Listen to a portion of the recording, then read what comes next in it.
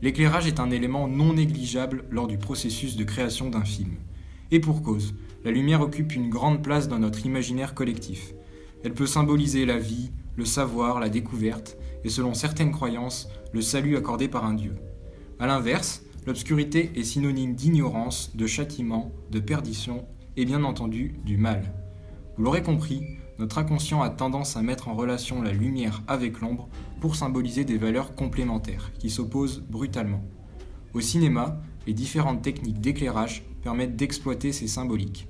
Elles servent aussi à hiérarchiser l'image, attirer le regard du spectateur sur un point précis ou au contraire, lui cacher certains éléments. C'est le directeur de la photographie, également baptisé chef opérateur, qui est chargé de choisir des effets lumineux en cohérence avec les choix esthétiques et dramatiques du réalisateur. Véritable artiste peintre du cinéma, il dessine la lumière de chaque scène et éclaire les personnages, notamment féminins. Car oui, les femmes ont toujours été l'objet de fantasmes pour les cinéastes. Ces derniers ont bien souvent transposé leurs désirs et sentiments refoulés sur leurs actrices en utilisant divers jeux de lumière. Une question se pose alors. Comment, au cinéma, la lumière transforme-t-elle la femme réelle en une femme fantasmée ? C'est sur 3 types de fantasmes différents, accompagnés de leurs techniques d'éclairage respectives, que nous allons nous pencher. 3 classiques du cinéma français serviront alors d'illustration à nos propos. L'Enfer d'Henri-Georges Clouzot, avec Romy Schneider dans le rôle d'une femme fatale, La Belle et la Bête de Jean Cocteau, pour sa représentation de la femme vertueuse, et enfin le personnage de Séverine Césari dans Belle de jour, qui incarne un intermédiaire entre ces deux modèles, une femme pleine d'ambiguïté. En plus d'analyser certaines scènes, nous essaierons d'en recréer les effets lumineux, afin d'apprendre à placer l'éclairage et utiliser les jeux de lumière. La femme fatale. L'Enfer est l'éternel regret d'Henri-Georges Clouzot. Ce film qui devait révolutionner le cinéma est resté à l'état d'ébauche avant de disparaître, et ce pendant près de 40 ans. C'est en 2005 que le producteur Serge Brumberg réussit à mettre la main sur les essais de Clouzot, conservés aux archives nationales et jusque-là non consultables pour des raisons juridiques. L'Enfer raconte l'histoire d'un couple, Marcel et Odette, tous les deux gérants d'un hôtel en Auvergne. L'histoire prend une tournure étrange lorsque Marcel commence à douter de la fidélité de sa femme jusqu'à en devenir psychotique. Sa vision de la réalité est alors déformée. Il imagine Odette dans des situations extravagantes et sous une esthétique psychédélique. Romy Schneider, star en vue à l'époque et encore l'innocente ici pour le public, incarne ici l'image de la femme fatale, maîtresse de ses désirs charnels. Les techniques et jeux de lumière utilisés pour filmer ces hallucinations sont particulièrement modernes et novateurs pour l'époque. Clouzot s'est entouré d'artistes et de techniciens de renom afin de représenter à sa manière l'image de la femme fatale à travers les yeux d'un homme excessivement jaloux. Nous pouvons par exemple noter l'utilisation d'un éclairage dur, aussi appelé ponctuel, qui accentue les traits du visage. Ce type d'éclairage, inspiré du cinéma expressionniste allemand, joue sur les contrastes et symbolise ici l'affrontement du bien et du mal. Ajoutons à cela le mouvement circulaire de la source de lumière, qui est, en langage cinématographique, synonyme de danger, de folie, voire de chaos. Les symboliques de ces techniques d'éclairage font l'essence même du fantasme de la femme fatale, une femme manipulatrice qui use de ses charmes dans le but de tourner une situation à son avantage. Personnage type du film noir, elle peut être vue par les hommes comme une menace qui les pousse à sombrer dans la folie.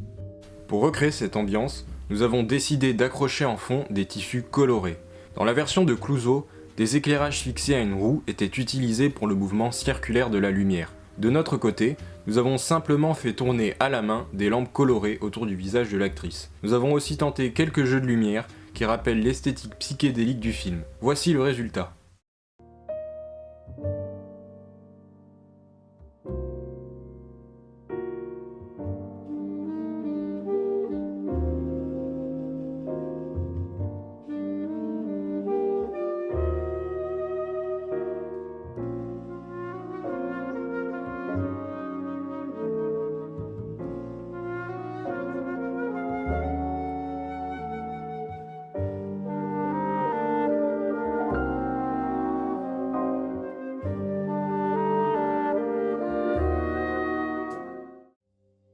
Voyons maintenant le parfait opposé de ce modèle féminin. La femme vertueuse. C'est en 1946 que sort l'adaptation par Jean Cocteau du célèbre conte de Madame le Prince de Beaumont, La Belle et la Bête. Il était une fois un riche marchand qui avait perdu toute sa fortune. Un soir qu'il revenait d'un voyage, il s'égara dans la forêt et trouva une rose qu'il comptait offrir à sa fille cadette, Belle. Au moment de cueillir la fleur, une bête terrifiante apparut et condamna à mort le pauvre homme, à moins qu'une de ses filles accepte de venir vivre dans son château. Pour sauver son père, Belle décida de rejoindre la bête.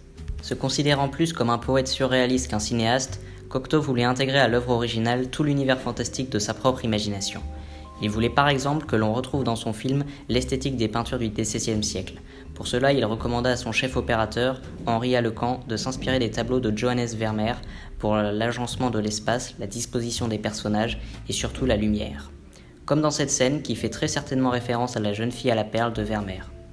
Cette inspiration du XVIIe siècle se fait particulièrement ressentir dans le traitement et l'interprétation du personnage de la Belle. En effet, elle correspond assez bien à l'idéal classique de cette époque. C'est une jeune femme courtoise et généreuse, contrairement à ses deux sœurs.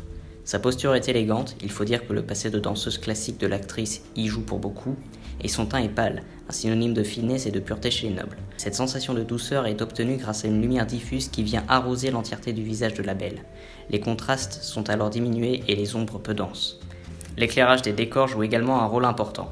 Lorsqu'une scène est plongée dans l'obscurité, la clarté du visage de Josette D contraste avec le reste de la pièce pour symboliser la touche d'innocence qu'incarne la Belle à côté de toute la monstruosité de la bête et de son château. Ce jeu de clair-obscur prend d'ailleurs tout son sens lorsque la Belle enfile le gant de la bête. Son visage immaculé se retrouve obscurci par la malédiction du prince charmant. Nous voulions pour cette scène un fond dans l'obscurité. Un drap noir fait très bien l'affaire. Nous voulions également obtenir une lumière douce, similaire à celle du film. Pour cela, nous n'avons pas éclairé directement l'actrice. Nous avons fait réfléchir la lumière sur un écran blanc placé en face. Un chandelier comme accessoire et le tour est joué. Tout ce qui se trouve dans ce château vous appartient. Exprimez vos moindres caprices.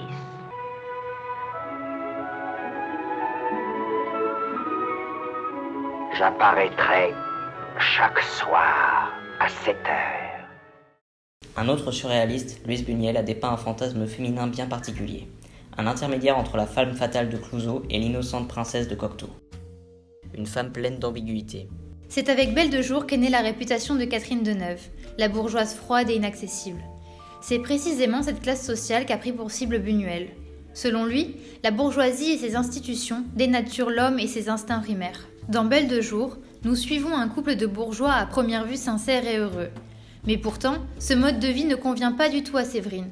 Elle s'ennuie et garde au fond d'elle des visions masochistes ainsi que des traumatismes d'enfance. Un jour, un ami lui dévoile l'adresse d'une maison close qu'il fréquentait autrefois.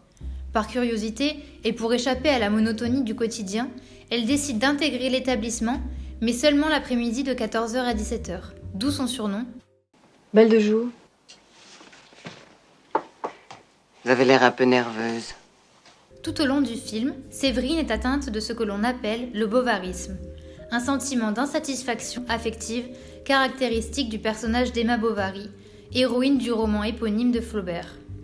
Pour assouvir ses pulsions, elle va s'imaginer un monde romanesque, parfois difficilement distinctif de la vie réelle. Séverine est une femme tout en contradiction qui oscille entre l'épouse modèle et la sulfureuse Belle de Jour.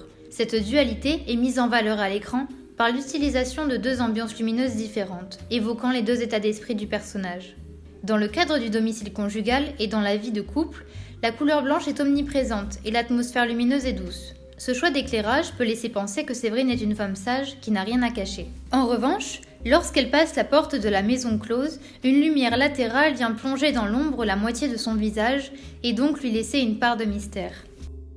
Pour mettre en évidence l'innocence du personnage, nous avons laissé un fond blanc qui fait référence à la couleur dominante du film. Pour la lumière, nous avons utilisé la même technique que pour La Belle et la Bête. Sans relief ni contraste, les plans que nous avons obtenus symbolisent bien l'état d'esprit du personnage.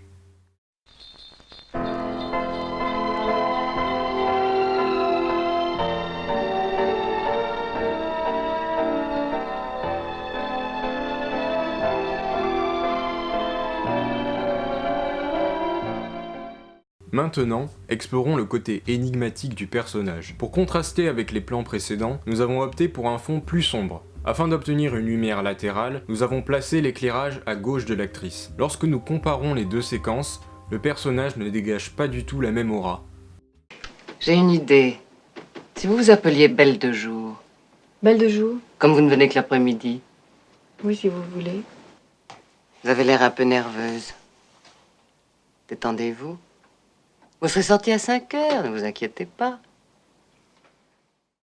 L'étrange climat qui se dégage de Belle de Jour, nous le devons en partie à Sacha Vierny, grand chef opérateur français d'origine russe. Il suggère des sensations visuelles déjà vécues par le spectateur dans la vie de tous les jours, afin de stimuler notre inconscient. Si certaines actrices imposent aux cinéastes leur chef opérateur pour des raisons esthétiques, Catherine Deneuve, elle, n'a pas peur d'être abîmée par la lumière. Comme le disait si bien Henri Lecan, éclairer au cinéma, c'est donner physiquement à voir, c'est aussi émouvoir. L'éclairage va jouer un rôle très important dans l'interprétation que se fait le spectateur du personnage. Et ça, les grands réalisateurs que sont Clouzot, Cocteau ou Buñuel l'ont bien compris. Ils mettent à profit les différentes symboliques de la lumière pour transformer des muses et icônes du cinéma français en princesses de contes de fées ou fascinantes femmes fatales. C'est bien connu, il n'existe pas d'image sans lumière, et lorsqu'elle est utilisée habilement, c'est pour guider le spectateur. Alors la prochaine fois que vous verrez un film, faites attention à chaque mise en lumière, chaque mouvement d'éclairage, chaque ombre crue, et posez-vous la question de sa symbolique.